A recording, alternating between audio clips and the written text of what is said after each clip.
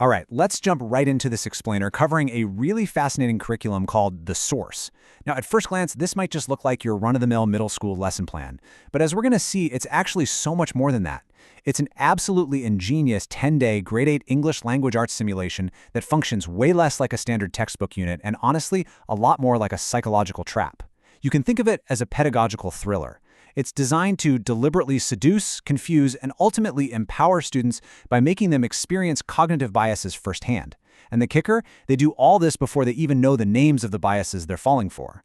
It's a total game changer for learning, and we are going to break down exactly how this magic works.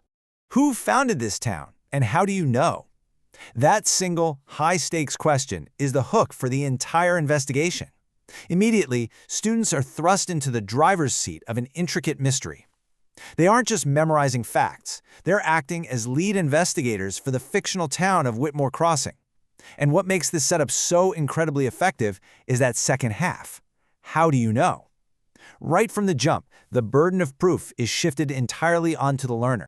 So, to unpack this simulation, we're going to follow its intended seduction and collision arc through these 5 phases: the town founder mystery, the 10-day investigation, the collision of evidence, the discovery first rule, and building durable thinking capacities.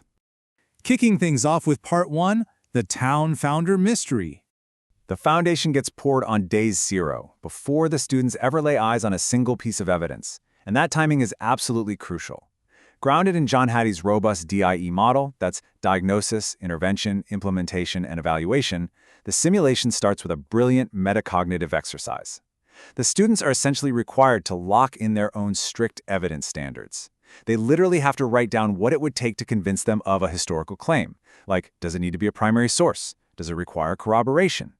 Basically, they're signing a contract with themselves about what counts as proof, sealing their prediction before any of the emotional manipulation even starts. Moving right along to Part 2, the 10-day investigation. Okay, here's where the trap gets set. The students encounter 7 carefully engineered sources, and these sources escalate deliberately. We're talking about pulling students from a highly emotional, super shareable, viral post with 0 original evidence, all the way to dense, credentialed academic analysis. On day 1, they're hit with source E1. It's a viral post crafted to trigger outrage or inspiration before their critical thinking can even boot up, anchoring their perception right away. Then, by day 5, they're deciphering source E6, a peer-reviewed article by a historian with a doctorate. This tests whether they'll just blindly trust a fancy credential over their own evaluation of the facts.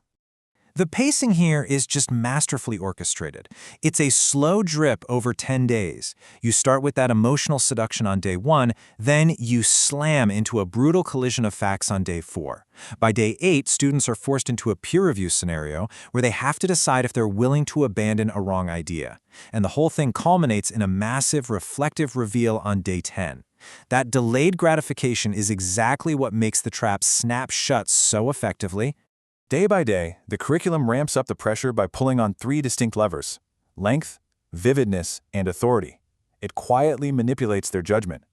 Take day 3, for example. They read this incredibly vivid emotional excerpt from a self-published book. Because the imagery is so striking, it triggers the availability heuristic. It's the easiest source for them to picture in their minds, so students instinctively rate it as the most reliable, even though it's heavily biased. It's practically a magic trick. Which leads us right into Part 3. The collision of evidence. This is the narrative climax. This is where the clean, tidy story the students bought into completely shatters.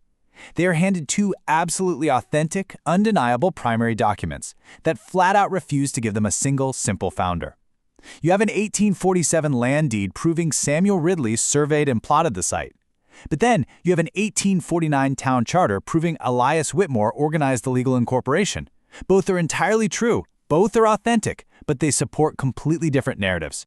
Now, as you might guess, at this point, the students usually panic. They desperately want a simple answer. They want a good guy and a bad guy. But instead of swooping in to rescue them, teachers are instructed to just hold the tension. The teacher guide literally tells educators to look at the room and say, "Feeling unsettled" is the honest response. The curriculum forces them to navigate the wreckage of their own certainty. They have to sit with the uncomfortable fact that 2 authentic documents can describe different true things without collapsing into one comfortable story. Now for Part 4, the discovery first rule. So, after surviving that uncertainty, enduring a rigorous peer critique on day 8, and making a binding signature on day 9, day 10 finally arrives. And this is the secret sauce. The underlying pedagogy is unveiled, driven by the Discovery First rule.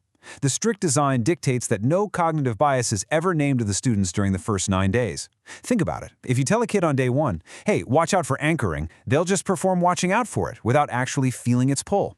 But by ensuring they experience the deception, the emotional tug of a vivid source, or the weight of sunk effort before giving them the vocabulary for it, that's what makes the learning permanent. Then, at the final reveal on day 10, the curtain is pulled back. The teacher writes these 6 engineered biases on the board and asks the students to look back at their own workbooks. The students literally map out exactly where they fell into the traps. They suddenly realize how that viral post on day 1 anchored their views, or how they fell for the authority bias of the historian on day 5. They see how the sunk cost fallacy almost stopped them from changing their minds on day 8. It transforms a felt, personal experience into a named, highly portable tool they can take anywhere. And that brings us to our final section, Part 5. Building durable thinking capacities. Because ultimately the goal here isn't just to trick an entire class of 8th graders, is to forge durable cognitive armor, which the source material outlines in the Patience Framework. This framework identifies 8 canonical thinking capacities. When this simulation is paired with its sister program, the editorial, it systematically builds all 8 of these capacities without a single overlap. And the source specifically takes the lead on 3 of the absolute hardest cognitive skills a human being can learn. One of the biggest ones, emotional regulation under pressure. This skill is forged in the fire of those vivid excerpts and the jarring collision of authentic documents we talked about. Students learn to actually notice the emotional pull of a source, to step back and say, wow, that viral post made me incredibly angry, but then set that feeling aside to weigh the actual evidence anyway. It teaches them a crucial lesson. A feeling is just data about them.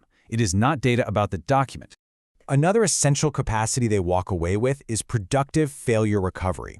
This is explicitly practiced on day 8 during peer review, when they face the sunk cost fallacy head-on.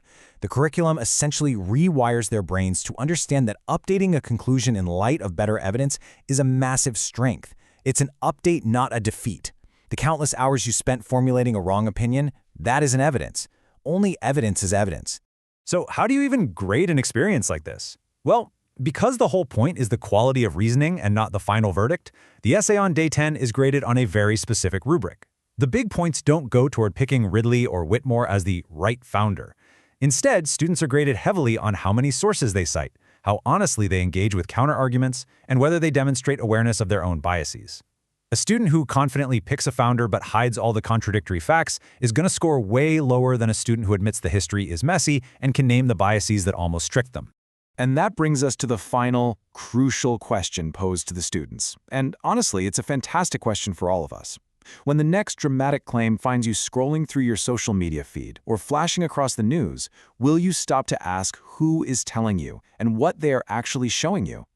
Will you notice the exact moment a strong feeling tries to do the heavy lifting that evidence should be doing? And most importantly, when better evidence asks you to change your mind, will you be brave enough to let it?